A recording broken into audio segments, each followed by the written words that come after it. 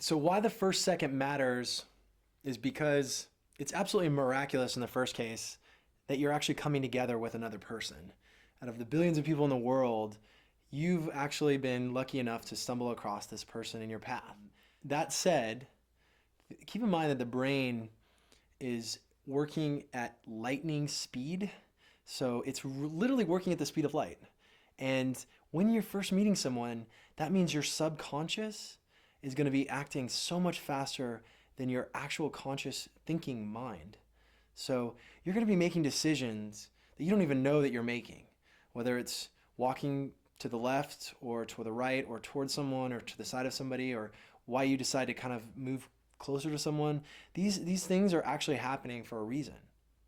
So be aware that the brain is playing a huge role in this, and that you actually want to tap into your subconscious as quickly as you can if you start exercising that muscle. So when you meet someone, keep in mind too that it's your first exchange. Like, this is the first time you ever met this person. So they're going to have to be making judgments about you, whether they like it or not. And if you're wearing dark clothing and you're really tall and you're buff, they might actually be intimidated to say hello to you if it's let's say it's a man approaching a woman. So be aware that the context is so important. The location is so important. All of this goes back to the patterns that we've learned. So when you first meet that person, try to tune into what you're wearing yourself. Be aware of your own message, the subliminal messages you're sending, and the ones that are actually very, very obvious. If you're coming from the gym, play off of that. So be aware that you may not smell your best, but odds are your other person that's next to you or near you that you're interested in is going to be interested in knowing, are you aware that you're coming from the gym? Because it's an easy way to make the other person feel safe. And that's ultimately what the first second is most about. And we all kind of take that for granted at times, and then sometimes we don't. But ultimately, it's the safety that women, particularly in this case, are after, as well as men. But men define safety much differently than women. So in the first second, I want to share some practices with you, and one of which is be prepared.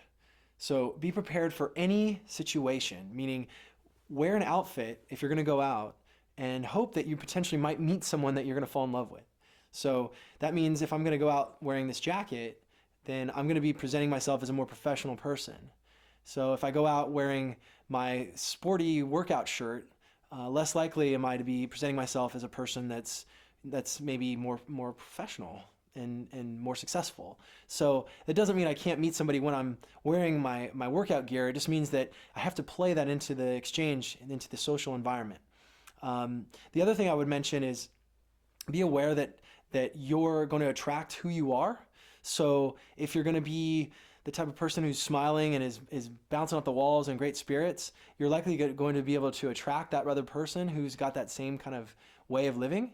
So as you first meet someone, just as you're walking up to them, as you're just about to say the first thing in your mind or in your heart, the idea is look at their context relative to yours.